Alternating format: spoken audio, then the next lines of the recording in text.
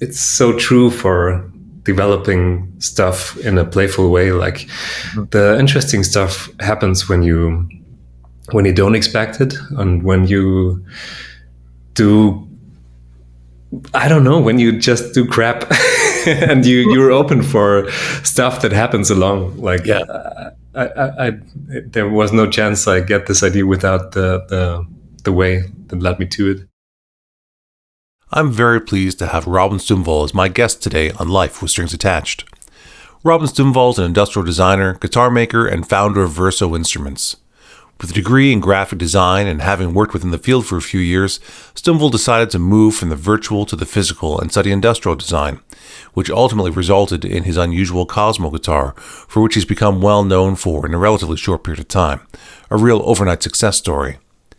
His work has been featured in numerous design, technology, and guitar magazines, including Wired, Wallpaper, Architectural Digest, and Guitar.com.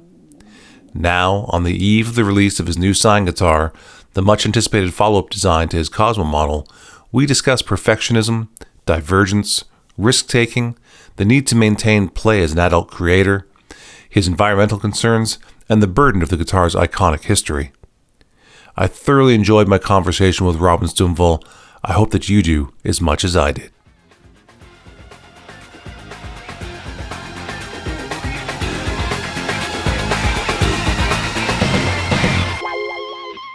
Robin, hello. Hi, Jamie. So good to see you, man. I can see you too. Hey. Thanks for being on Life with Strings Attached.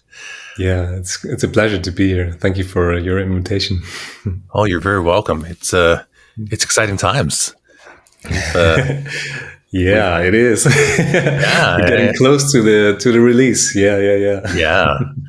I mean, we've got the NAMM Show coming up in about 2 weeks, and although this will. Yeah, and then we have your second guitar, the follow-up album to the smash success. Yeah. The second album. I heard that before.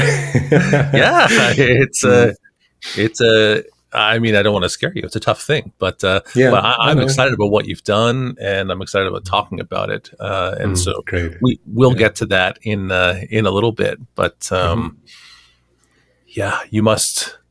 Do you have a sense of excitement, a sense of relief? Do you feel like it's ready to let out to the world?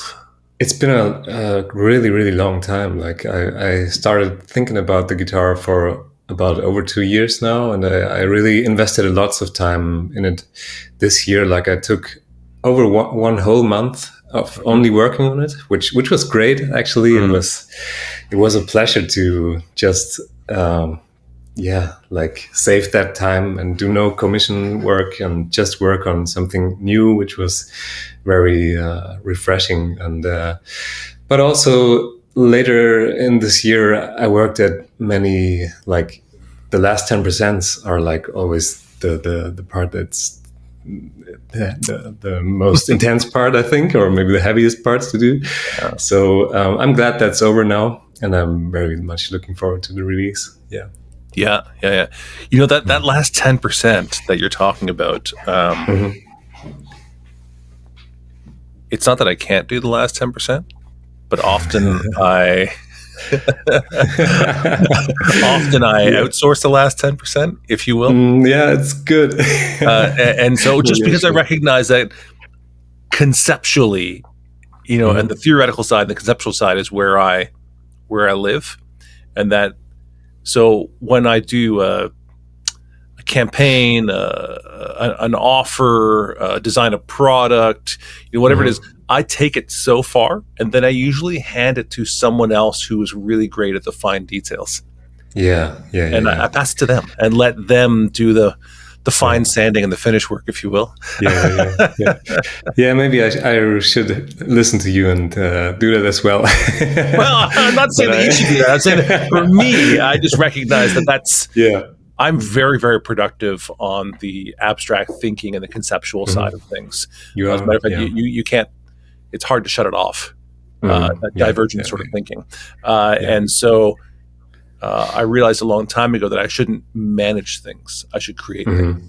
And so there's a certain point in time where it leaves the creative process and becomes about the finishing details and the management of it. And that's where I hand it off. Yeah. So, and it's very good that you have like people in your family and around you that are capable of doing it in a very high quality way. Like that's what I'm always feared about. Like I'm probably a bit too much of a perfectionist, and I'm struggling with handing things over to somebody else, and then I end up with doing it myself, which maybe is you have to not find people that idea. are better than you at things. So It that's doesn't a need concept. to. I learned that actually from another German guitar maker, Jens Ritter. Jens is really good at outsourcing things without outsourcing things.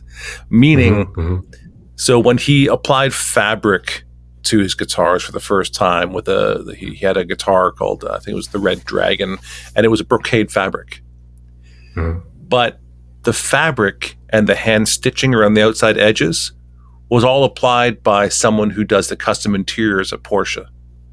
And that became a part of the narrative, so that it elevated the work, as opposed to I sent this out because I didn't want to do it. It didn't say I didn't want to do it, but there's someone who does this every single day, and they do it on custom Porsches, and therefore the level is really high, and now it adds to the work as opposed to subtracts from the work. So I try and do the same thing, which means I'm very picky and probably a little difficult to work with at times because of that. Not for me. It's my job to keep the vision. Yeah, I understand why you're like that. So I appreciate that, actually. I don't like it if things are not that well planned. Right. And you really do. Yeah, but I say that because someone like yourself, a creative, so when you see people who are working in studios like Ellifur Ellison or Dale Chihuly, or a Warhol, where they had people working within their space, their job is to keep the vision. Their job is to say that's good enough or not good enough, or more in this direction, or, oh, stop, we're done. That's important. Creative. Yeah. To know when you have to stop. That's so important. Yeah. Very tough. Yeah. So I'm not trying to convince you to hire a team or anything. I just So maybe that's something. So before we dive into your exciting new guitar, and this is the first podcast I've ever done that sounds like a commercial off the top. It really shouldn't be like that. No, it's not. It's just coincidence, right? Just coincidence, And so, anyways, a good coincidence. But Robin, let's bring our listeners into the fold here. You're, first of all, I want to say, and I think I've told you this before, that I think you're the guitar maker, the new guitar maker, even though you've been out a few years now, you're the new guitar maker that I receive the most, hey, Jamie, look at this amazing new guitar messages from people around the world. When someone does something really unusual, I'm associated with the unique guitar. And so I sometimes get those things, but I got more people pointing me towards you than anybody I can ever remember. That's crazy. With your Verso guitar. Yeah. And the Cosmo, that is. Now there's more than one Verso guitar to talk about soon. But well, technically it's the fourth. There's the Orbit and the Gravis as well. But new model. Iteration. Yeah. Exactly. Yeah. This is what you're doing of what you're about to release is not an iteration. Exactly. Anyways. Yeah. So, you're in Germany. Where are you in Germany? Quite in the middle. It's in Kassel. In Kassel. Yeah. But you're from Bavaria. You grew up in... Not Bavaria. It's close to it's 4 kilometers close to Bavaria, but it's actually Baden-Württemberg. So I don't know the English pronunciation. Baden-Württemberg. That's it. Baden-Württemberg. So I'm Swabian. Oh, you're Swabian. Oh, yes, I'm Swabian. Yeah. Oh. That's why I get along with Rainer Tausch, right? Yes. You guys have a reputation. You have a reputation about economies. in Germany about not being too outlandish. Let's say, it's a conservative kind of reputation. I think the Schwabians. It is, but I hope I'm like the opposite of that. I'm different. I think I'm different.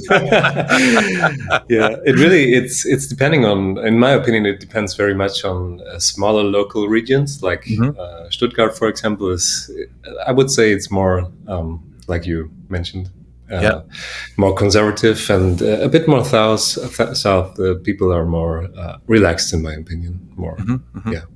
In general, as you get further and further south, that's what happens. Yeah, so, maybe. The north is good too. It is, but the further north you get, the more it takes to survive. And I think, evolutionarily speaking, it required people who were a little bit more getting shit done, a little less relaxed. 'Cause if you live near the equator, where fruit just sort of grows all year round, and your houses can be, some thatched roof, and you're just fine. It doesn't require a great deal of ambition. I don't mean to say that people near the equator are not ambitious, but there's a reward to being ambitious. But there's not a great deal of consequence to not being ambitious. But your food grows all year round. You can have a nice, Yeah, but the further north you get, if you fail to store enough firewood, you die. Like you just didn't make it through the winter, right? And so, there's stories where I live in Canada about I live in an area where the first Polish immigrants came. And there's stories here that the first winter was a very harsh winter, and that a very large percentage of the immigrants who came didn't make it through their first winter. Oh, really? Yeah. Yeah. There's a real consequence to that. And so the further north you get, the more prepared you have to be. You have to think ahead, or else you don't see the next summertime. Historically speaking. I mean, fortunately, we live in different times now, but different problems, right? Yes, but we have the same sort of evolutionary sort of history. And, my DNA, and your DNA has been passed down in our habits and the things that evolution rewards. And evolution only rewards life or death. That's it, right? And so the habits that we formed that made our future possible still kind of live in us today. And you see it built within the cultures and the way they are. Anyways, maybe a little too extreme on it. But. You just reminded me of the region where I'm from. There are like special founds of cavemen. Like there's the Lion Man. I don't know if you know that statue. It's very famous in the whole world, I think. That's 4 kilometers from my hometown away. So maybe that's that's in my genes. I don't know. The arts. It's the earliest piece of art found by human created on the world. I think it's I don't know how old it is. 40,000 somewhat. Yeah. Really? And that's right by you? Not found by me. No, but close to you. Yeah. Right. I know that cave very well, yeah. I've just been there last month with my mother, just having a little walk, and we've been there. Yeah. We should go. Should we go together the next time? Why not? Yeah. It's close to Uli Teufel as well, so. Okay, so can we can stand in the cave and see the painting or not? It's not a painting. It's a statue that's, I think they have it in the museum in Ulm. Okay. So it's not there. They found just separate pieces and they put it together. And yeah. And it's how old? But you can go in the cave. Okay. In the museum in Ulm. I've been to Ulm many times, but I've never been to the museum, actually. Well, we should explore that. We should go have a conversation around this, and we can allow everyone to make a link if they want to or not as to whether you're the direct descendant of The first known sculptor. Affiliate link. Affiliate link. Yeah. Perfect. Okay, so you're from the south of Germany. You're Schwabian, although you currently live in the center. And you grew up actually quite close to where Uli Teufel is from also. Yeah. Designer. And we talked about that in another podcast where we had a conversation between you and Uli. Yeah. But just give us the sort of Cole's notes, that's a reference that doesn't make any sense. Give us the sort of short notes of just the moments in your life that if they didn't happen, maybe you wouldn't be there today. Take us from, so you're born. I mean, sometimes I think my whole life is strangely straight lined sometimes. I mean, it all started with my parents being, my mom is, she led advertising agency and in the fashion industry. And my dad, he's a painter, artist, and both were very influential to me. Like, I grew up sitting next to my dad and painting oil paintings and stuff. Just my mom being a business person and a great mom as well. That was very important for me. And my sister's a photographer, and my brother's animator, like cartoon animator, 2D. So the whole family is very inspirational for me. And then I decided to do graphic designs after my what's it called in English? I don't have the degree for studies. I don't know what the English word is.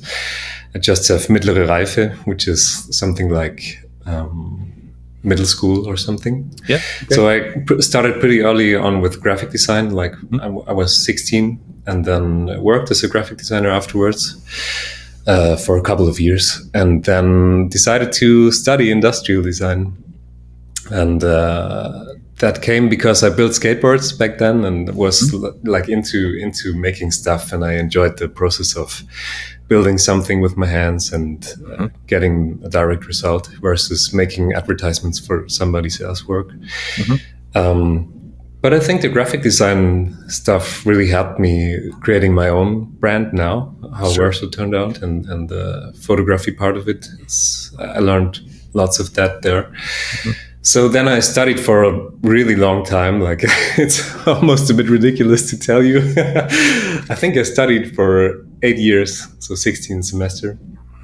And in all kinds of different materials. And it was very versatile. Like industrial design, you can do anything. I worked with glass, and I worked with stoneware, like turning ceramics and stuff, and especially the process to think about problems is what you learn in this kind of study. Like you get tools to think outside the box. And also, I started playing guitar in the age of 6, so that adds up. And I had a band for a long time. And at one point, I did my degree with building that guitar that you all know as Cosmo. So that was my industrial degree. So, yeah, here I am. Here you are, and you weren't expecting to become a guitar maker. No, not at all. It's very cool that I am now, but I did expect to be a industrial designer and work on, I don't know what. I'm very glad that I ended up as a guitar builder now, because I really struggle with making stuff that's polluting the earth, so to say. Like we make so many stuff that nobody needs, and I enjoy making stuff that people get inspiration from and create something, create art. Basically, that's what I like about making guitars. Like it's low quantities that I'm doing. I'm not building 100,000 guitars. I'm building 24 guitars a year. And I enjoy that. Like, I think it's a good way to contribute to to the world, making inspirational stuff in low quantities, handmade, and I think it's a good thing to do. Why juxtapose those things? Why, if it's a good thing to do, wouldn't it be good at 1 million? Could 1 million lives be improved rather than 20 or 30 lives be improved? I mean, if that's the argument, the argument is you're making it better. Yeah, you're right. Why wouldn't you want to make it better for as many people as possible? You're probably right. I mean, it's a very exquisite product for very few people that are in the position to buy something as expensive as a custom-made guitar. So that's definitely a yes to your answer. But I also would argue that I don't know if these millions of people do need what I'm doing. Like, is that up to you? That's not up to me. No, that's not up to me. I probably can't answer the question to a degree. But it's worth thinking about, though, right? I mean, if we are talking about improving, can we improve on scale, right? So if it is somehow a more valuable contribution through the thought process, through the method it's made, through your concern about material and environment. If I think for example, if you choose a way of production that makes things better than, like, for example, a cheap production in whatever country, where the people who are making things suffer from making those things. Like, if you can make a cheap product that improves the working conditions for workers, that's a 100% yes. I would totally agree. On the other hand, I still struggle with the idea of making millions of guitars in my responsibility. So it's a two-sided sword. Interestingly enough, I think the guitar has actually done that. Yeah, totally. There are workers killed themselves for, like, being in fucked up production circumstances. Like, I heard stories of workers in a Korean factory where one worker burned himself for protests. Like, that's you cannot contribute more to something than your own life. Like, that's incredible. And that actually led me also to think about making a guitar that gives a new perspective on building guitars. Like, it could be an inspiration for all sorts of luthiers to make things more simple, more achievable. And I think it's a good idea for luthiers to think about that. Like, do we need ornamentation on every instrument to make them like tens of thousands of euros, or is it okay to skip stuff to make things more affordable and then be actual alternative to mass-produced instruments? Like, that's a big thought of my design. Yeah, it's very important for me. But industrialization, including guitar factories, I think has legitimately improved people's lives. So when I was very young, and I'm a bit older than you by a decade or so, I think, the cheapest products in our culture were coming from Japan. Yeah. And there's this famous moment in Back to the Future where Marty goes back to the 1950s and he meets the scientist Doc back then, and he has a problem.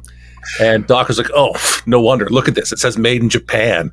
And and now it's Marty's like, "What do you mean? All the best stuff's made in Japan, Doc?" He's like, exactly. It's not possible, right? Yeah. And so our cheap guitars went from Japan, but as they produced more things, their economy got stronger and stronger. And then it's also true for Germany. We couldn't make cheap products in Japan anymore, so we moved the cheaper production to Korea. Yeah. And then the Koreans got really good at it, and the prices went up and up. And then we moved the cheaper production to China and Indonesia and so on and so forth. And so I don't know, Robin. I think that there's an argument that economically speaking, we actually, although in the first years it is difficult, but so is toiling in a field in a rice paddy, or I know a French Canadian guitar maker who was very passionate about his grandfather's fingers cracked and bleeding, digging up turnips in the Canadian wintertime, you know? Yeah. I think that You're 100% right. It's a dump. Like, I think it's a romanticization of me. Like, yeah. Well, I don't think it's dumb. To be clear, I'm not trying to say that you're wrong or that bad. No. I'm saying, you know, if I'm so all entrepreneurs, including yourself, because you are an entrepreneur, have to be a certain amount of disagreeable. We have to hear something and go, is that true? And we think about it, we talk about it, and we test it. And that's all that's happening right now. You and I are doing a live test on on what each other is saying. And that's how that's why I think we enjoy each other's conversations, because we don't just nod and say yes, yes. We challenge each other. Right? And so it's interesting to sort of conceive these ideas, because it is the current thought that capitalism is kind of the great evil in the world somehow. But it's definitively the best system we have so far. Can we improve it? Sure we can, but it's definitely better than the alternatives as far as how it has improved all of our lives.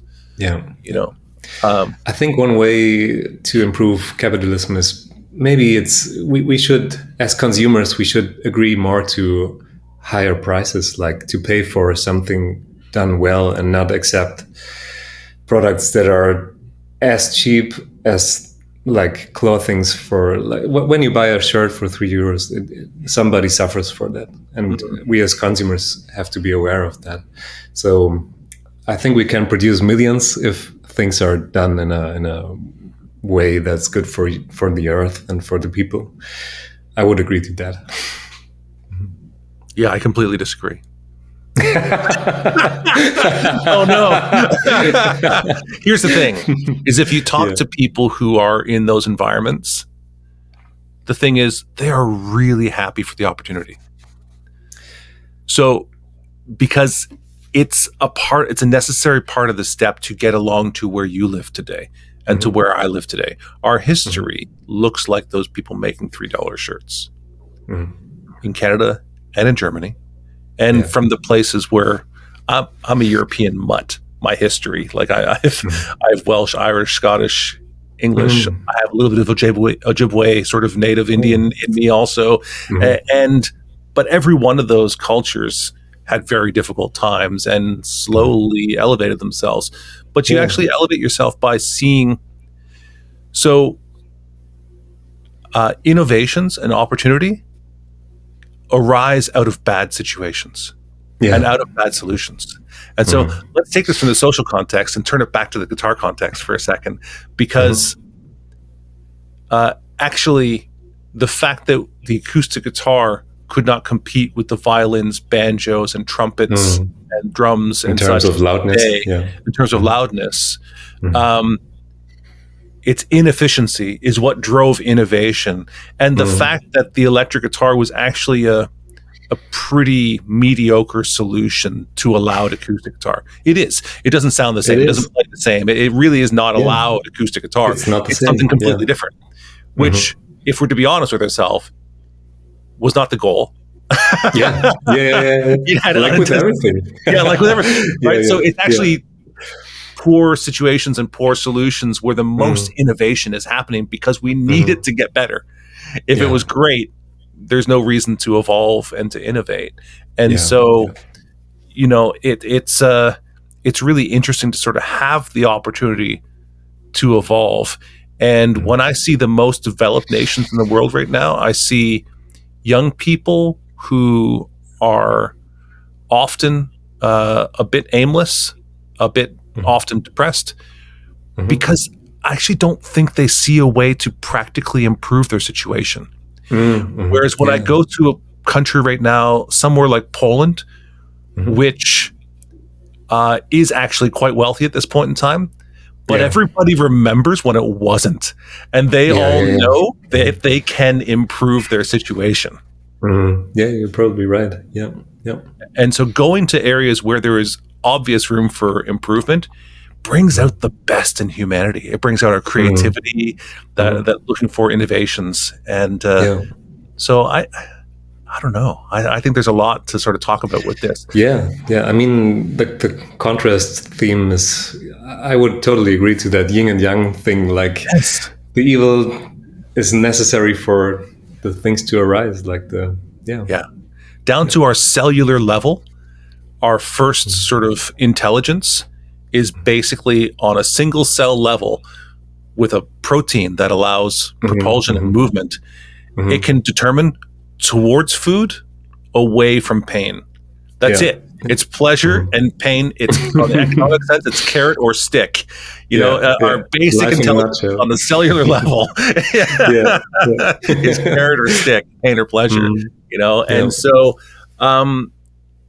it's this curiosity and this openness to consider ideas, which I think is a fundamental part of humanity, and the part that I happen to be most interested in and love, which is why I love talking to people like you. Because, Robin, you're so curious, you're so divergent, you're playful, which is super interesting to me, because playfulness gets sort of worked out of most adults. I think so too. It's a big problem. Yeah. To me, playfulness, the term itself is connoted negatively, which is a big mistake. I think it's one of the most important drive forces, like in at least in my design and many others I appreciate. How do you define playfulness? Yeah. Well, how do I define play? Like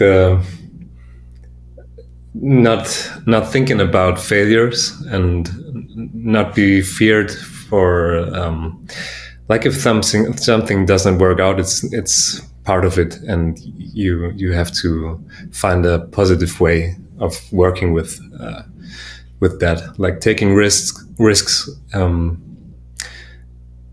Taking risks is something that we tend to not do for reasons, but I think it's a bad habit.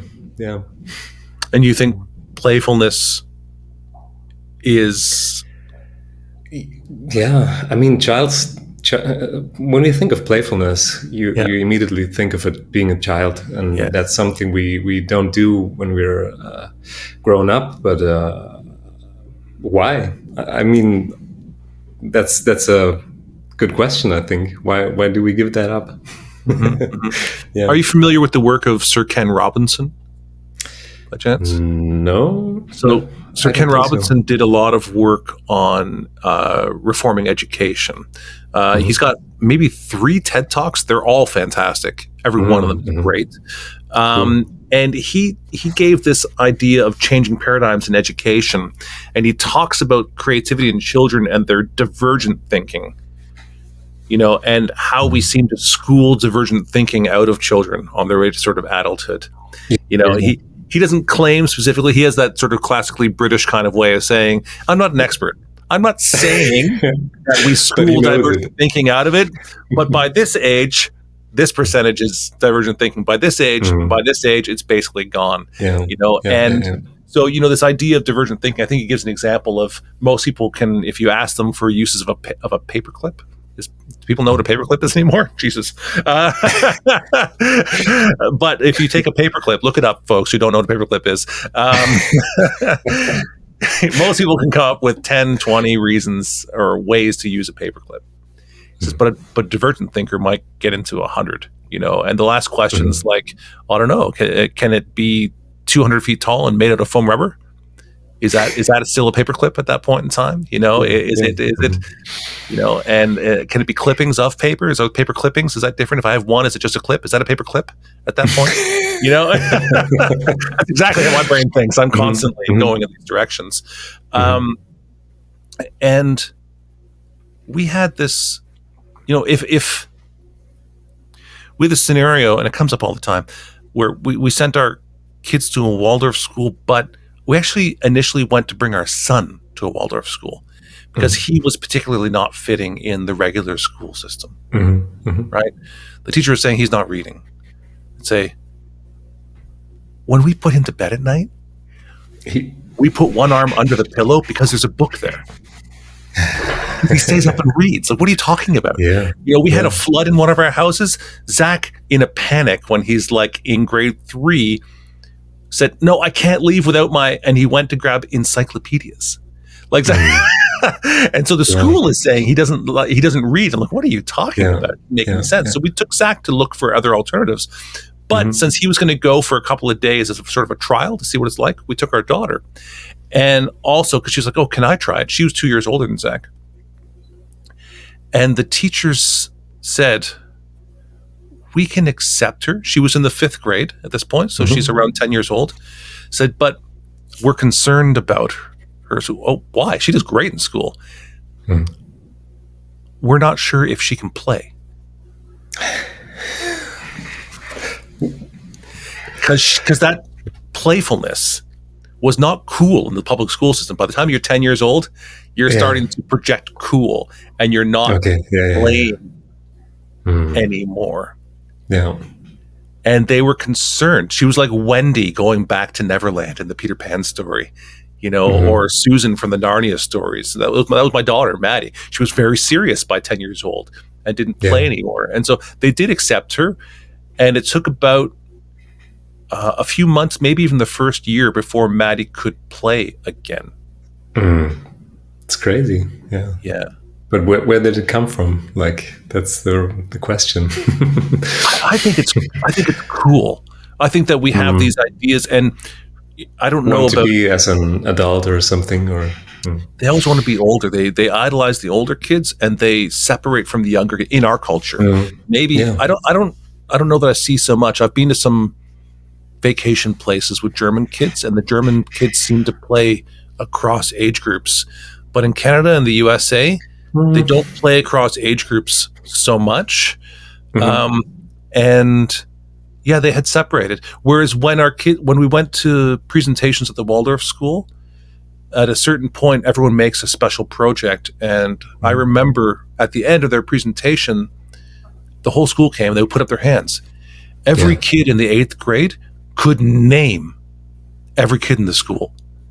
So when a kid put up their hand, they didn't say, "Yes, you," like I would do when I'm giving a presentation. They said, "Oh, John, yes, you. Oh, Clayton, Susan." They named everyone. And you could see they, along with this idea of play, they also somehow were more unified within their community. Yep. Do you observe similar things where you're from in Germany? Or?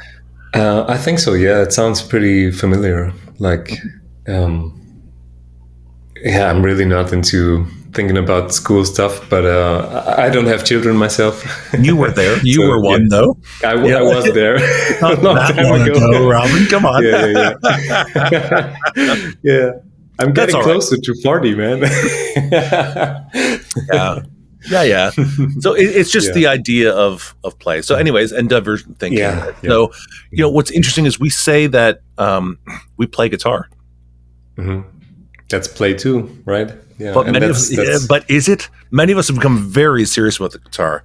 And so, I would also argue because, and that was one of the inspirations why I thought about making guitar in the first place. Like, I felt the burden of the guitar. Like when you hold the instrument that is so connotated to icons, like electric guitar, or to a pop culture, you are somehow expected to do something much more than when you imagine a piano. It's that sort of archetype, black box.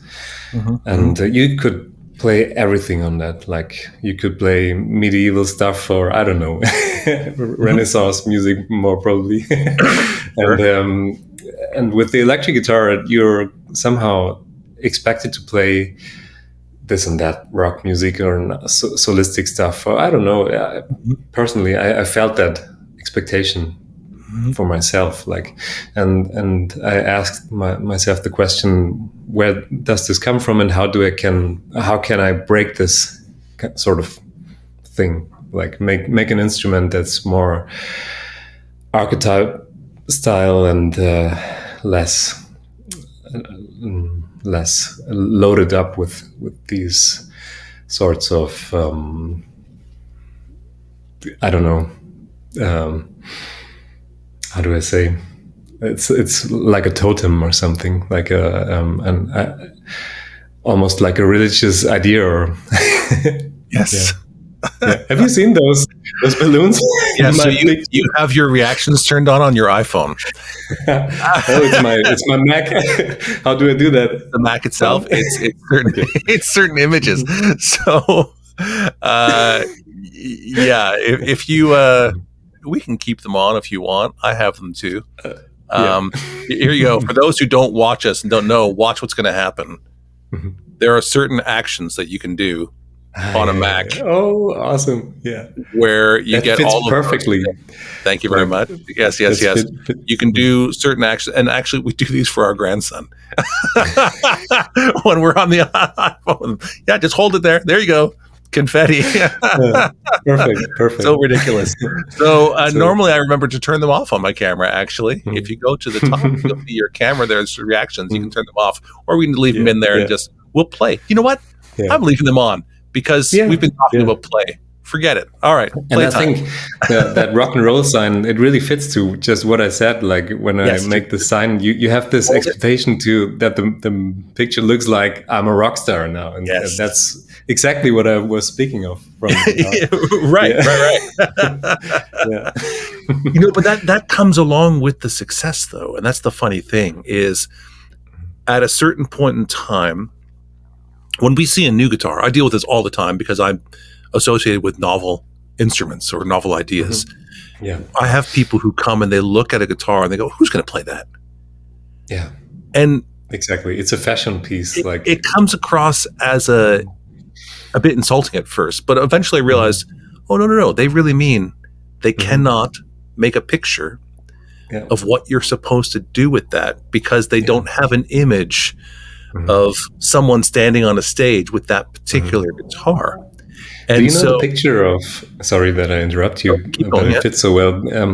I have forgotten her name, but it's a very old woman blues musician. I think it's in the Sister Rosetta Thorpe, probably. Yeah, probably with an SG, black and white picture. A white SG. Yeah. Mm-hmm. Yeah. And I think that's such an iconic picture because back then nobody had that idea of who plays an SG guitar. Like Angus Young wasn't there yet. So it's And do you know who's playing behind her? No. There's another guy holding a Stratocaster behind her. Her backup guitar player was Buddy Guy. Who eventually became a guitar hero, a legend in the blues. But back then he was supporting Sister Rosetta Thorpe. And so you can find an earlier version of Hound Dog before Elvis Presley recorded it, and you'll see her playing, and it's it's fantastic. Yeah, and so I've often had the idea to get famous musicians who are known for playing certain guitars together in a room with unusual guitars, and have their peers pick up the guitar and say, "I want to hear you play this." Yeah, like so. It's not me doing it. I want to see Eric Clapton pick up an unusual guitar and hand it to Jimmy Page, or to hand it to Jack White. Oh, Jack White would love it. Hand it to someone, someone else, and say, "I want to hear you play this guitar, which we would never associate you with." Yeah. You know, and see what comes of it. Because when someone says who would play that, and they don't imagine it, it's because when we see a certain guitar, we imagine basically a songbook with it. We imagine a body of work, a hymnal that we now worship in that particular culture, that particular church, you know, and so when they pick up the guitar, they play things like that expectation you're talking about. So if you showed up with an ES 175 or an L5 somewhere, it's jazz or blues, or people are thinking you're about to play some jazz, and if you don't, they'll be quite surprised, you know. And if you show up with a pointy flying V guitar on a jazz gig, people will be really upset. Strange. It's probably the most jazz thing you could do, but the institution doesn't accept that. Which is also true for classical music. Like you could not go on a concert with a electric violin in a acoustic concert. But yeah. But on the other hand, it's a bit less filled with expectations. Like you can certainly play Irish folk or classical music or modern, I don't know what, on a violin. It's a bit different, I think. But it's context, though. If you show up wearing tails, yeah, and the violin equals classical music. But if you show up wearing a tartan, and a sweater, you're probably going to play some Celtic music, right? And so it's that context which is really important. And so, currently you have the freedom, and the people who play your instruments have the freedom because there is not an established body of work on that. But Robin, can you imagine one day that there will be an established body of work because there were famous songs that people love played on your guitars? They would be fun. And now there is an expectation associated that every time someone picks up your guitar, they play one of these 6 guitar licks. I would be annoyed by that, but I would probably also be proud of it. Yeah, it's like yin and yang, ambivalent. Yeah. There's a million of your guitars out there because you've changed the lives of an entire country, that because they were allowed to produce your guitars at a low price and then became more expensive, and now people there are out of poverty, all because of your work and your industrialization, and they've written famous songs on your guitars. Yeah, exactly. I mean, with Ola Strandberg guitars, maybe are some sort of that was happening there. Like, I think when they've been released, it was pretty much like on my guitars that you don't have a certain expectation from it, and now maybe more. It's still more open guitar, I think, because many people use it for different genres. But yeah, I think that's the closest that I can imagine now. Yeah. Cedar Creek Custom Case Shop is your premier fretted instrument custom case maker, and we invite you to create a musical instrument case unlike any other, one that's unique to you. Every Cedar Creek custom case is hand-built by highly skilled craftspeople using only select woods, Prominence Forge hardware, and premium instrument-friendly materials. At Cedar Creek Custom Case Shop, we are dedicated to helping you design the case of your dreams. Find out more at cedarcreekcases.com. So that's really wonderful. And so I think this is a great time to sort of transition into talking about your new Sine guitar. Because I think, again, your playfulness is going to open up new possibilities. And so let me just wrap up what I said about people looking at a guitar and saying, who's going to play that? Say, when someone says that to me, we talk about those expectations. We talk about the body of work. And I say, so when I see this guitar, the thing that excites me the most is not what I know about it. It's what I don't know about it. And maybe, just like with the L5, just like with the Torres, just like with the Resophonic guitar, the Les Paul, whatever it is, there is an entirely new genre of music awaiting in this instrument. It's entirely possible. Because if you can't associate it with something, it means that there's something yet to be found. And that excites me more than any reaction. Me too. It's so crazy about this guitar that I really don't. I cannot know what people will play with that, which makes me very excited. Yeah. When we recorded the video that you've seen, the demo video of the guitar, we had so many moments where we like, oh shit, that works too. Oh, that's crazy. And, it was really cool. It was fun. Yeah. So, with let's bring people a little bit into your first guitars, the Cosmo guitar, because from what I recall, there was a moment where it was not your intention to have movable pickups necessarily, or there was something about at the beginning. Just tell us about at the very beginning. So you made your first guitar, and just walk us through that. How did you make the first guitar that you're known for, and then we'll sort of evolve that into the conversation about the one that you're just about to release. Well, I started Cosmo with the idea of just having a stick guitar made out of a roof batten and Why? quick. Who wants a stick Because I guitar? Why did you was think that? Yeah. I was searching for that minimalist archetype instrument, like that black box piano. So I thought it's a good idea to start from what's minimal necessary for playing guitar, like the neck. Okay. That was my first thought, and I built that guitar, and it sounded cool, and I enjoyed the process. So I thought it's a nice project, but like the ergonomics were horrible. Like you really cannot hold it and play it well. So I recognized the body of a guitar more as a ergonomic interface, basically, and then I also enjoyed the idea of using materials that are not connected to tone. Like I wanted to use materials that are quite the opposite of that. I call them anti-tone material or anti-tone.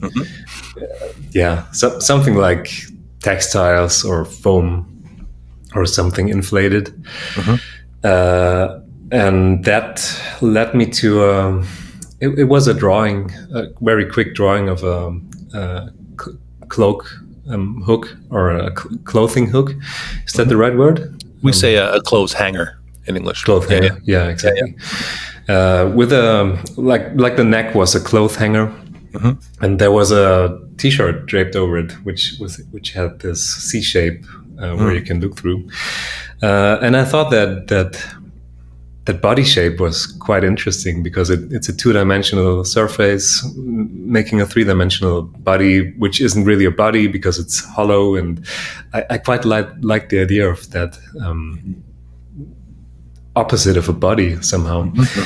But of course, it does not work with textile because it's too soft. And then I used harder materials, plastic at first, and then plastic was still too soft, too wobbly. And then I used steel, a sheet of steel, because we had this workshop in the university where I had access to making it out of steel. And from there, I had this moment like, sure, you can place the pickups on steel because they're magnetic. So that's where the idea started. So it was a natural evolvement, like because of playfulness. But I think that someone might look at your guitar and go, the point was to be able to move pickups around. And that's not how it happened. That was not the impetus. It was. And I think that's very like it's so true for developing stuff in a playful way. Like the interesting stuff happens when you don't expect it, and when you do, I don't know, when you just do crap and you're open for stuff that happens along. Like I there was no chance I get this idea without the way that led me to it. Yeah.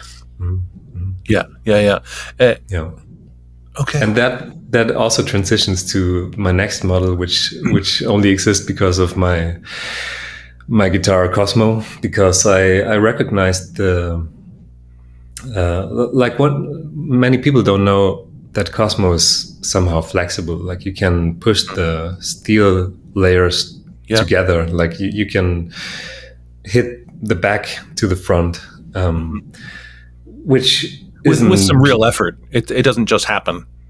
It doesn't happen by accident, but you can press it intentionally. Yeah. And it does move and flexes with your body, which feels kind of nice. Like it's I thought it contributes to the ergonomics of the guitar, but it wasn't really a thing that I intentionally designed. It just was there. Right.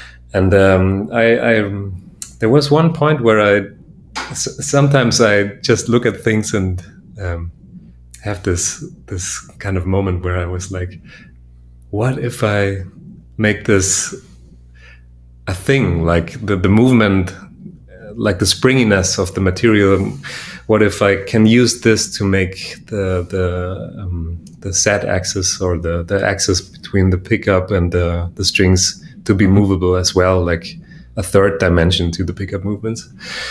And to be able to achieve that, I had to basically turn the guitar upside down, like the metal on Cosmo is mounted on top of the fretboard, and for it to be able to be moved away from the strings, it had to be mounted on the back of it. So that was kind of the starting point of the design and the whole journey.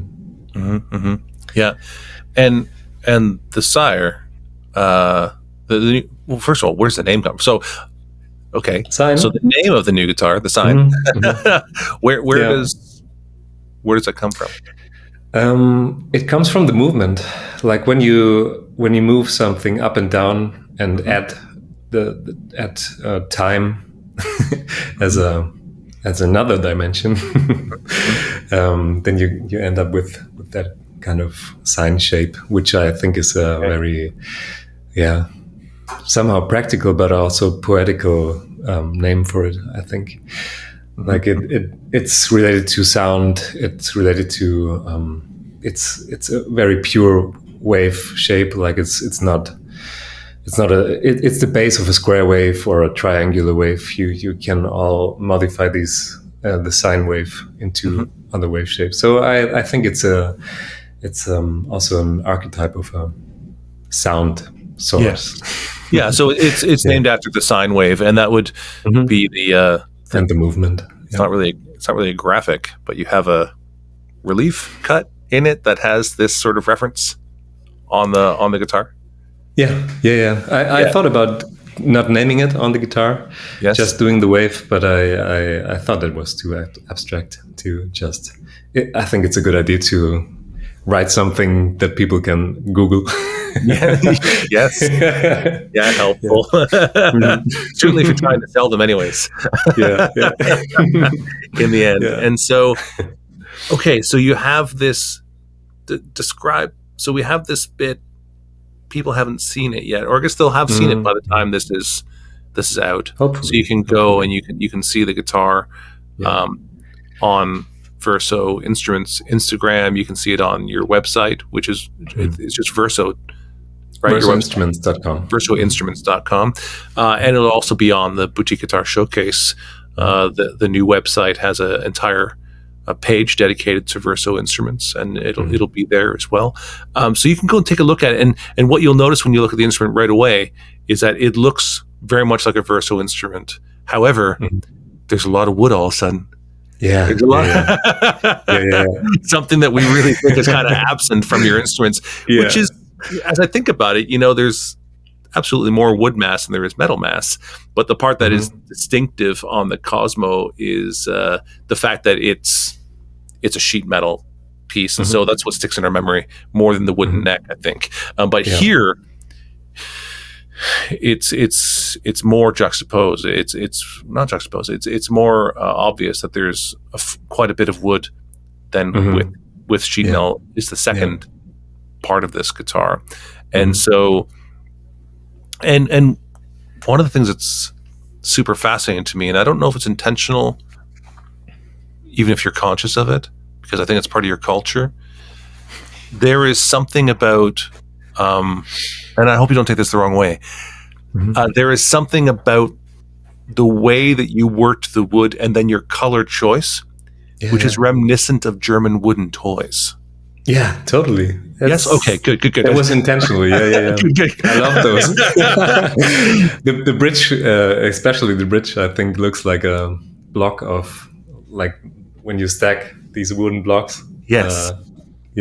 For children. Yeah, but people get calling someone's guitar a toy is an insult to many people. Yeah.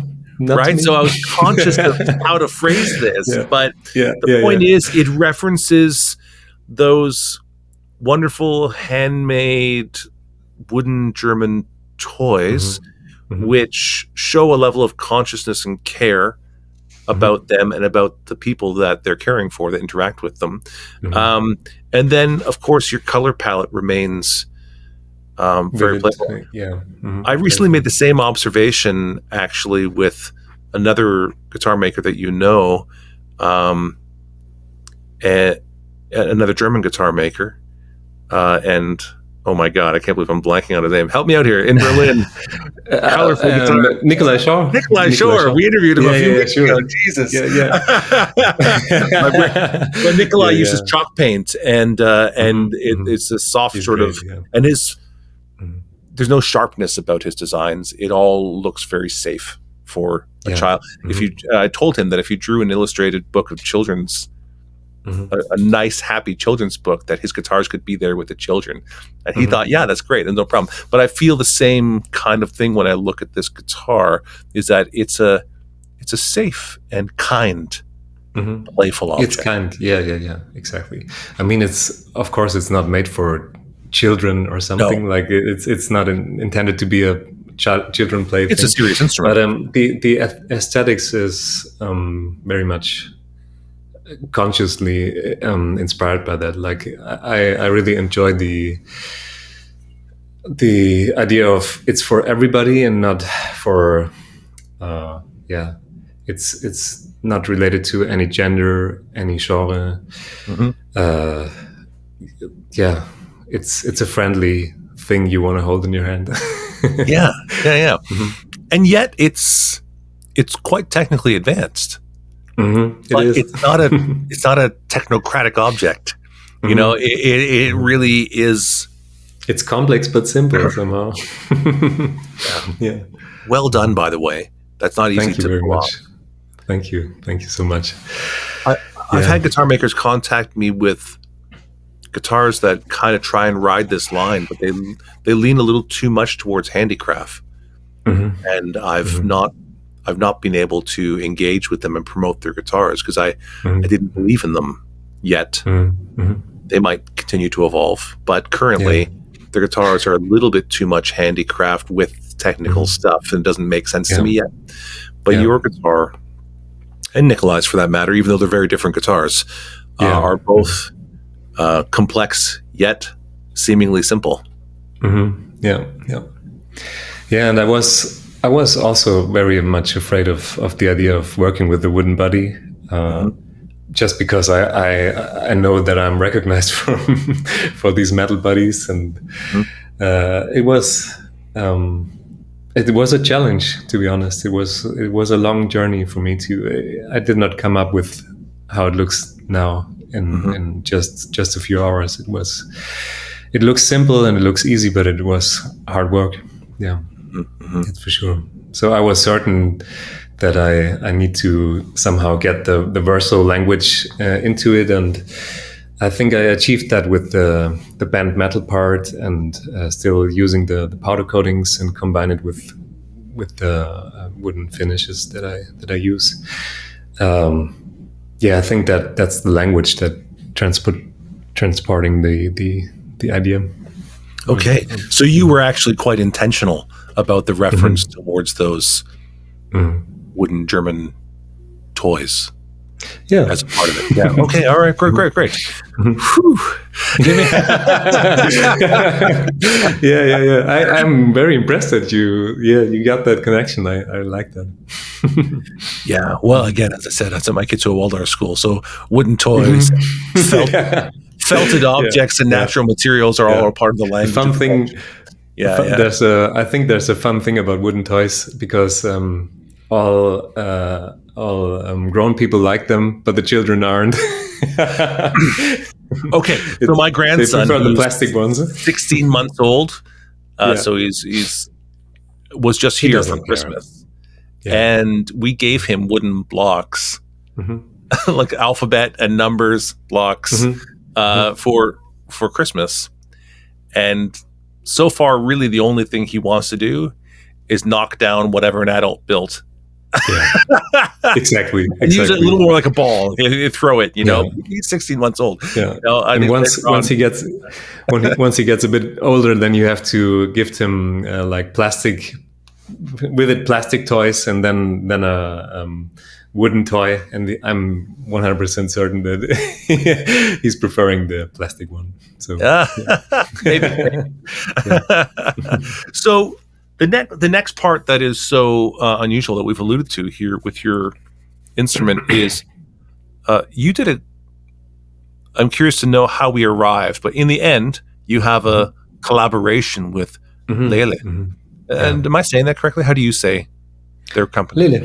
Lehle. Yeah. I think a lot of English speakers probably call them Lehle or Lehle or something sort. Yeah. But it's a German company, and the German pronunciation is more like Lehle. Lehle. Jesus. Lehle. Yeah, Lehle. Yeah. A little closer to Lehle, Eric Clapton's song. Or Derek and the Dominoes song with Eric Clapton. Whatever. I just know someone's gonna send me a message. That wasn't an Eric Clapton song. That was a Derek and the Dominoes song with Eric Clapton singing and playing guitar. Yeah. They get so specific sometimes. Well, I think I made I misrepresented a Nirvana song to the wrong album one time, and I got this scathing rant on the YouTube. Oh, really? I said the wrong album.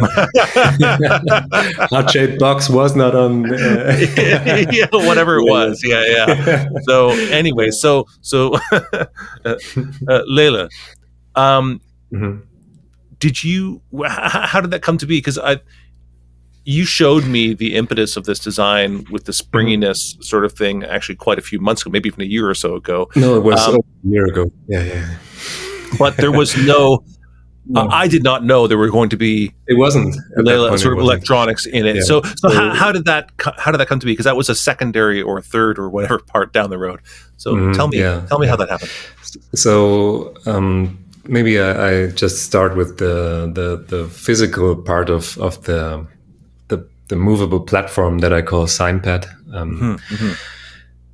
So when you push down the Sine pad, then you're basically just turning down the volume in an unusual way because it's physical and it's not like cranking down a volume knob. Yeah, it's not linear. Like the tilt is more effective on the treble strings and less effective on the bass strings. Yes. And also when you move a pickup away and two strings, then even without the string moving, you create some sort of, it's very subtle and you probably never heard it, but it creates a hiss sound that also adds to, I think it's a quality. It sounds very atmospheric, and you cannot reconstruct that with a volume knob. So it's a thing on its own. Would that be a magnetic field reaction to a kinetic response on the strings? Like, is that what's happening? You're changing the magnetic fields, I presume. I think you create a voltage just by moving the pickup away from away and to something magnetically. So when you look at the oscilloscope, you see that it's. The movement of the pickup on its own is like moving a string without moving a string. It's very complex to understand, but that's what's happening. So it's basically an offset in the voltage, which is also cool when you look at the scope. Yeah, it creates a sine wave when you push it down. Like the name is. Physically engraved in the movement, which is cool. So that's the key feature of the guitar. And as an addition, I thought you could use that movement to do more than just the volume drop, and use it for like expression or whatever, like controlling something. And funnily, I have a friend who works at Lehle. He mixed the album of my band 10 years ago, so I know him very well. Joki Schaller. And I contacted him first and showed him the concept of the guitar, and he was like, yeah, that's really cool. And funnily, he was also oftentimes thinking about Verso as a brand that's somehow design-wise related to Lehle, because it's also sheet metal and very clean looking, and the colors, and it naturally matches. And so we thought about doing this collaboration, and it sounds a bit easier than it was because I still had to make the parts work together, and I was lucky to be able to use one of their PCBs that they're using in a pedal of them. So it's tested for years, and it really works well, and I think it's the best expression pedal on the planet. So I'm very grateful for that collaboration, and it was a pleasure to work with them. They were very, very involved and believed in the project. And like, for example, Burkhard Lehle, who's the guy behind everything, he printed the sheet metal parts for Sine himself in a late night working hour thing, which is so nice of him. And it was very, very cool to work with them together. So what this thing does now is it recognizes the distance from the Sine pad via a magnet. So it is a wear-free Hall sensor, and it translates this movement to either expression. There are two expression outputs, or CV, control voltages, which is used in synthesizers like a Moog, and also has a USB-B port for controlling your DAW. So you can control MIDI stuff, or you can loop MIDI, which is a crazy thing to do as well. Like, Wonderful. Very cool. Yeah. And I mean, was it all excitement and moving ahead, or did you get to a point where you second guessed the idea of involving complex electronics in the guitar? You mean when if I doubt that it was a good idea to do so? Yeah. Did you get to a point where you said, "Am I overcomplicating this? Is this totally?" Yeah. The first idea was to just build in an VCA to make this tremolo effect, this volume drop, a bit more clean. What is a VCA? A VCA is a voltage controlled amplifier. Basically, when you electronically control the movement of a volume knob, that would be a VCA. So it was the first idea was that I want to have a VCA in the guitar, and I asked Lehle if we can integrate the volume pedal, and that was not possible because it needs a high voltage, and it's needing too much power basically to be in a battery powered device. So this did not work. And then I only after that I got the idea to integrate something that's much more versatile than like this expression pedal thing. So you can use an expression pedal on just a boost pedal to do basically a VCA on your pedal board. So you have all options. Like you can control every parameter of expression capable pedal, like reverb or delay, or I don't know, everything. So this is on one side, I think it's simpler because the guitar does not say you have to do this and that, but it's much more complex because of that, which I think it's cool. It's a good thing. It's very, it fits the versatility of the instrument. Okay.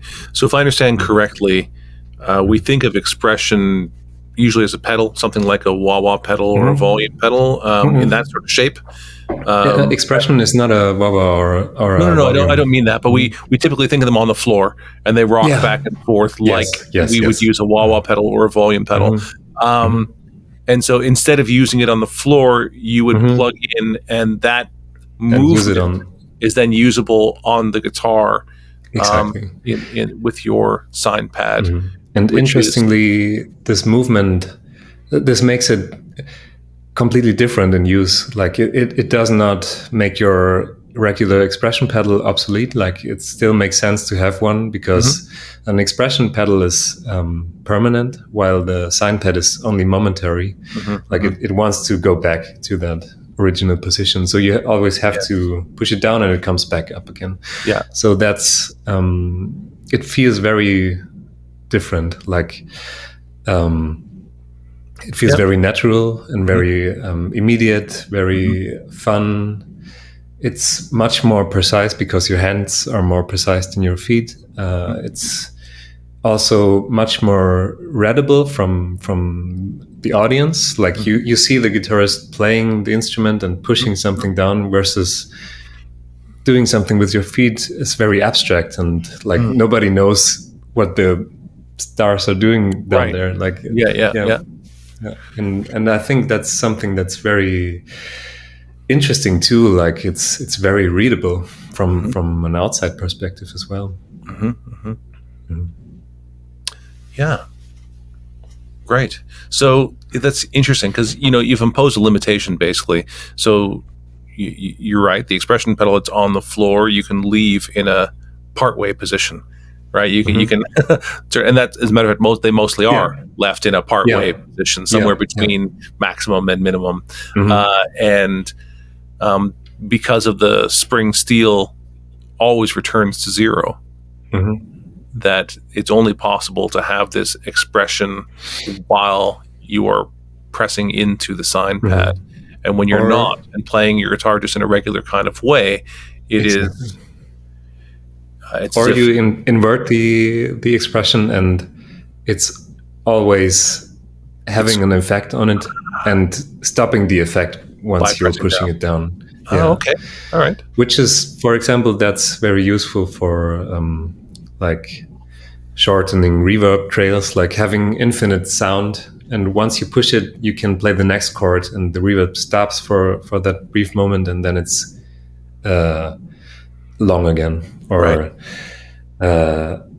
funnily, when you invert the signal and control volume, it's working against the natural volume drop of the guitar, like the physical volume drop. Like when you push it down and the signal gets louder via expression, then you have a very interesting sound because raising the signal that's becoming at the same time more quiet creates a very unique, like it's very hissy and very noisy, and that's very cool too. Yeah, super interesting. Yeah. It's very good for doing volume swells. Like I'm always saying, it's the perfect ambient guitar. Like it feels so natural to do a volume swell. Yeah, I'm looking forward. But it's not only meant for. It's not only for ambient. Sure. Yeah, you can play whatever you like on it. Yeah. And you can also control external gear like a synthesizer or drum machine, which is also very, very cool for performative artists doing multiple stuff at once. Or you could even control effects of somebody else in your band, which I don't know what can be done with that, but it's there. That would be super interesting if you had two guitar players or more where you controlled the other person's effects and they controlled your effects. That's a very fascinating way of, as a musician, I'm a multi-instrumentalist. And so, but one of the instruments that I really enjoy being able to, I feel you have a lot of control is as the bass player. So when I'm playing bass, I can influence the drummer in directions. I can also influence the guitar player and the vocalist, everyone else. I feel like I've got the most control from the bass of all the, and I play drums also and guitar, and I've played them all live and perform with them. And but it's really enjoyable to have that interplay between musicians where you are able to, it's a conversation, and they respond with something. It's the worst and most frustrating scenarios I've ever been in with musicians are when we're playing. This only ever happens when we're playing someone else's music, but you've got someone who studied the music and they want to play it exactly as it was played. And that's just so. That sucks all the joy out of making music for me. I have no interest in making a carbon copy of whatever happened on their recording, and so you try and take it somewhere, and they're just they're looking at you like you're screwing up, like you're you're fighting with them. I don't know. Have you ever had that experience playing with someone who like? Yeah. Totally. Don't call me. 100%. Call someone else for that gig. Yeah, I want that interplay. Mm-hmm. Which is why I'm so excited about being able to interact with your new instrument to understand what's happening with it there. Mm-hmm. So, is there something about that instrument that, had I been a better interviewer, I would have brought up or asked, that you're, something you wanted to talk about with it that we should know? Well, there's some technical stuff that's pretty hidden. I don't know. Maybe there. I just want to give a quick preview how I've done the mechanism. Like it's. One of the challenges was to make the mechanism quiet. So there was a big problem that it makes noise when your pickup cables, because the pickups are also movable. So the pickup cables cannot hit anything on the body. Instead, else they make a loud noise that's audible via the amp. And also there was the problem to be solved that you should not be able to pull the sine pad up into the strings. So I created this mechanism that is adjustable from the back of the guitar that ties some ropes. There are two little ropes that's pulling down the surface to a defined level, so you can actually adjust the maximum height via these screws. And I think that's a neat detail that it's very tough to show on a photo because it's underneath there. And, I zoomed into one of your sideways shots and was looking at the connection points there, wondering what that was, because it doesn't look like you've connected it with a soldering joint. It doesn't look like, they actually look a bit like hooks almost. It's a rope. It's a rope. It's a nylon rope connected to it's screwed into a brass block that is threaded, and the bolt that goes in the thread is basically glued into the wooden body, so it cannot. You cannot take the bolt out. So once you turn it, you just alter the position of the brass block, pulling it up or down. Yeah. And that's what the two screws are in the back that are in line with the center of the guitar. Yeah. Got it. I did notice them. I hadn't. Yeah, I wish they weren't there, but yeah, you have to do something. Yeah.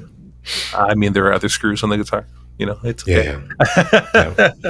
There was one it was a problem for me to use screws on a guitar at all, because on Cosmo there's only one screw for the neck body joint, and I really worked hard to get rid of screws, and I hate screws on guitars, like they're everywhere. And I think people do think too less about the appearance of all those tiny screws holding down pickards. It looks so like, how do I glue this thing down? Oh, just put screws in there. I hate this. Well, I mean, it's a 1950s solution, right? It's totally, a 50s industrial solution, and you're right. It's not very, it's not very sophisticated or eloquent. It's just kind of, And actually, it baffles me as to how many people still freehand those. Because when you freehand, I mean, just using a hand drill on the pick guard, because you can see those screws in at different angles sometimes, and it's just, I know you have a drill press. You're being lazy. You're set up a jig, put those damn things in straight. Totally. Yeah, the idea that you spend so much time working on all these little aspects, and then you just freehand the screws, and often the heads are chewed up, and when the driver slips, and yes. Yeah. But that, so that's why I use Allen wrench, Allen key screws. Yeah. So, although I've worked with many German guitar makers, I had the most German guitar maker conversation I've ever had in my life at the NAMM Show 2 years ago.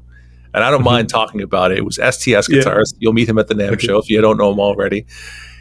And when I asked him about his guitars, Is it the one who's doing these Japanese patterns? Yes. Yeah. But the whole thing he had to tell me about his guitars was that he uses like quality screws with proper inserts. He doesn't put it just into the wood. That's bullshit. Like he puts them into inserts with the screws and what types of screws and the alloy. And that was about the most kind of stereotypical German, we made this with quality kind of. He told me very little about the guitar, actually. He told me just about the screws. About the screws. I think about that stuff, but I don't talk about it. But I'm using only screws made in Germany of stainless steel, so I put some time in those. Yes, and I know. Famously, or maybe not famously, even Uli Teufel and the Birdfish, those 6 screws that hold the strings on that headless guitar, he couldn't find anyone who has a high enough quality, so he makes them himself. That is insane. Yeah. But it almost only happens in Germany. I'm out of here. I don't have a lathe. Yes. So, but anyways, with much respect to our friends at STS Guitars, in the end, they're at the Boutique Guitar Showcase. So obviously, there's more about those guitars than the screws. But he was very, very concerned about the screws and the end. And so, that's great. And so. I'm really looking forward to engaging with one of these guitars. Robin, so you excited? Are you scared? Are you terrified? Second album. Are you? Somehow I am, yeah. I'm feeling not too comfortable at the moment. So I think that's because of that, because of the release. Yeah. But in a positive way. Too. I mean, the feedback that I'm getting from people that I'm showing it before the release is very positive. So I'm quite confident that it's good what I've done. Yeah, I'm a bit nervous about the pricing because obviously it's much more complicated to build the Cosmo, so it's more expensive. But I think that's all not something to be too much worried about. It's okay. Yeah. There's this because you've had a really fairy tale kind of beginning. You have. Come on. You made a guitar. I know. Lots of guitar makers who I was very lucky for years to make the great design, and it's not. People criticize it doesn't work at first. They struggle. You designed something at school, and bang, it happened. Good for you. How do I say? I did a lot of work before my release, like 3 years, so I don't know what. So it's not the. I know what you mean, and you're right. But from the launch of the company, people loved it, and that's not the normal story. As a matter of fact, that's the opposite of a normal story. And so, which is amazing. And you deserve it. You did do the work, and thank you so much. You can see what led up to it, and it's one of the parts that I talk the most to guitar makers about, especially when I go to schools or when I have somebody who's struggling with their guitar business. Is they spend all the time working on miter joints, all the time, figuring out how to just make that perfect little bit of something. Yeah. And most of them just nowhere near enough time in thinking about the product itself and the design. That's a big problem. Yeah. And so you've done, I want to say the opposite of it, but you thought I want to say it too about all that, and then physically put it into action. And I think that's super important because the most important guitar maker of the 20th century, of the modern guitar, was not a luthier. Yeah. I don't think people realize that. They don't think about that. Yeah. Lehle Fender was a player. That's what I'm talking about. That's the most important guitar player. He was I know, I understood. But he was a non-guitar player and a radio mechanic, so yes. Yeah. So inspiring. Well, it is inspiring, but I don't mean to say that the skills of a luthier are not important. I don't mean that at all. But what I mean to say is don't underestimate the other parts of it, because your design and then properly consciously running your business and what you're giving to the world is a big part of it also. And so you've been so well considered in this. And so here you are, you've had a fairy tale beginning, and you're about to release the second model in a bold and brave way, because I think that it is very much a Verso instrument. You have connected them well, but it's definitely going to surprise people. Yeah, I hope. Thank you so much. Yeah, it means a lot to me to hear it from you. Really appreciate it. Thank you. Yeah. So let's get back to you being terrified. Are you? No. No.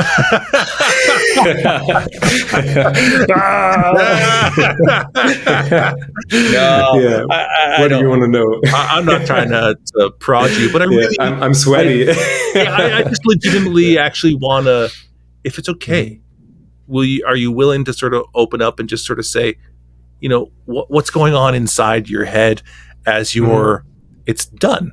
The images are done. The videos are done. The product is done. You're about to show it for the first time in real life in a couple of weeks in California at the most important music show in the world. And so, there's got to be a bit of a freedom of it's in motion. I can't do anything about that anymore. But from Robin's perspective, where's your head at right now? Well, that part is I'm not nervous about showing it to other people, and I'm very much looking forward to talking to musicians about the guitar, and I'm feeling confident in that, and I'm very much looking for the NAMM, and that'll be fun. But I'm pretty much stressed out about all those not important things, like how do I get my guitars there? They are already in LA for my safety, mental safety. But I'm concerned about all this organization stuff, that everything runs well, and I'm notoriously scared of things not working how I imagine it to be. I want the presentation to be on top of, on the same level as the guitars are, and I'm a bit scared of that. Everything runs well and smooth, and yeah.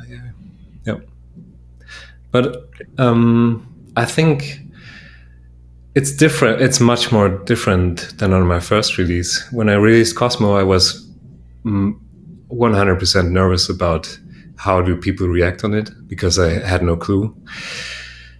And this time, I'd say I gained confidence in the last years about my work, and I'm feeling confident in. I know that my work is good.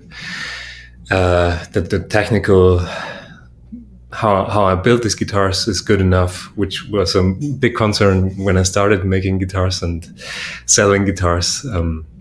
You're scared if you're good enough. And I don't have this anymore, and that's good. That feels great. Yeah.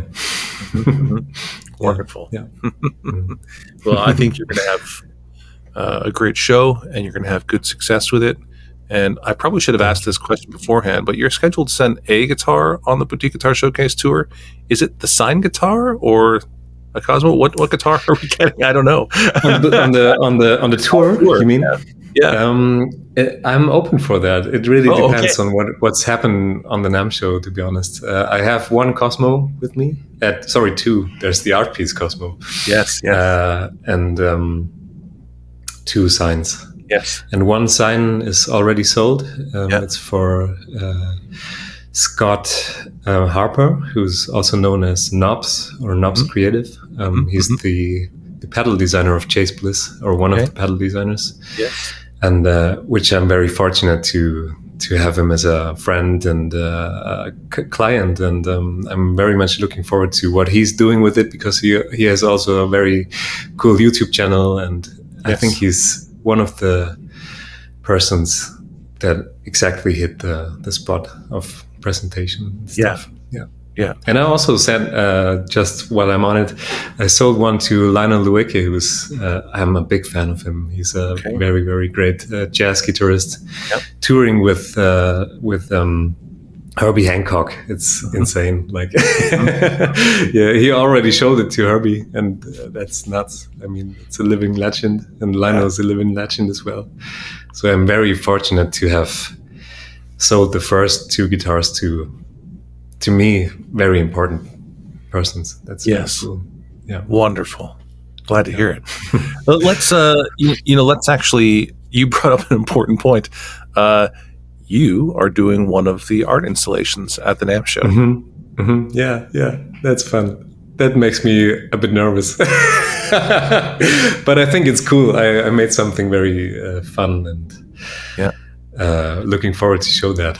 Yeah. Okay. So for our audience that doesn't know, at the NAMM Show's Boutique Guitar Showcase, we always have a couple of art installations where I commission a guitar maker to do an expression of the guitar as an icon of contemporary culture that has exceeded the bounds of its utility, which means we have to physically show more than just a guitar somehow to have it exceed the bounds of its utility. And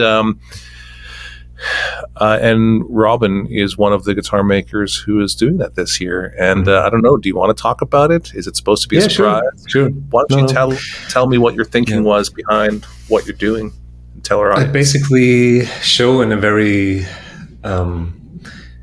fun way how I came up with my guitar. Like it's a evolution of three pieces.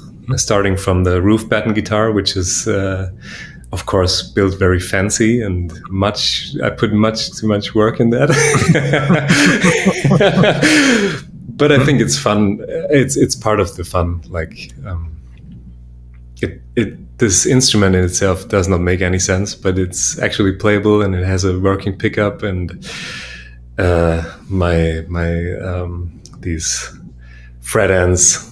The bullet fret ends, and it's very well made in the details. Yes. And the second piece is a non-working guitar, which is basically a stick wearing some sort of textile body, showing that the guitar body is just something that can be swapped out, or that it's really not. Like what I've told in the beginning, like the. It's somehow a reference to our culture, guitar culture.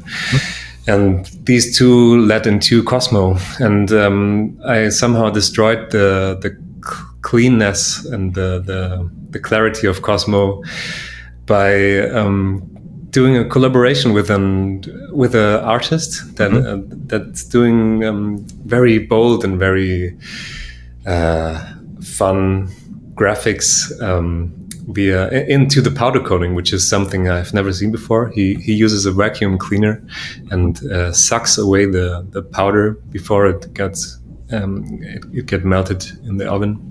So that was actually a thing why he caught my attention, because the technique is very interesting too. So the Cosmo for the art piece installation is very contrary to what I'm actually doing. So it's somehow a bit. It's questioning the. Oh, I'm doing it again. the balloons. All right. It's questioning the. I only have the German word for it now. What's the German word? Like the Verzierung, not the details, the bindings and the decoration, maybe. Okay. The decoration in contrast to the design and the cleanness of my guitars. I think that's what I'm questioning with the piece, and it's fun, in my opinion. Yeah. Great. I look forward to seeing it. Yeah. Yeah. Only a few days away. Wonderful. Yeah. So great. Well, Robin, I think that's a good place to sort of tie up. Is there anything you'd like to say in closing? Well, I want to thank you for, again, giving me the opportunity to speak and to speak about the new model. That was very exciting. And the podcast was, I think it was the first podcast I was really looking forward to in a relaxed way. Mm-hmm. Just because I'm feeling so excited for the new guitar, and I'm really looking forward to releasing it, and it was a pleasure to talk with you about that. So thank you for that. Yeah. Wonderful. Well, good. I'm glad you're relaxed. It's we try and make this just a friendly, casual. We know each other for years now, so yes, exactly. Honestly, my hardest podcasts are the people who I don't really know, which doesn't happen very often, but it happens. Mm-hmm. And those ones are quite different than the ones where we're familiar with each other. We can go a little deeper if we know each other a little bit better. Totally. And being a bit more relaxed is also helping with, I don't know, I'm not as much feared like with the language differences. Like I'm always struggling with speaking English because I'm thinking in German, of course. Yes. And then I don't know, many vocabularies that your English is great, Robin. But I'm not saying the stuff that I have in my mind, and that's right. Also being part of being a perfectionist. That's a bit of a Entschuldigen, mein Deutsch ist scheiße. But you can say that. It's good. Come on, you can say it was a bit wrong. It was a bit wrong. I'm sure it was. How should I say it? What I think I said is, excuse me or pardon me, but my German is my shit. German. Yeah, you said that. I did say that. Okay. You said it in a kind of cute way. Well, yeah, I was trying to. My English is scheiße. Yeah. So, anyways, Robin, thank you so much for being on Life with Strings Attached. I really appreciate it. Thank you. I love your curiosity and your playfulness. May you ever be divergent and playful. And I look forward to many, many more conversations and seeing you soon in Anaheim. Yeah. See you soon, Jamie. Thank you so much. All right. Ciao for now. Ciao. Thank you for watching and listening. You can find more episodes wherever you listen to your podcasts. And a special thanks to those who support us on Patreon. It's your support that enables us to do this work.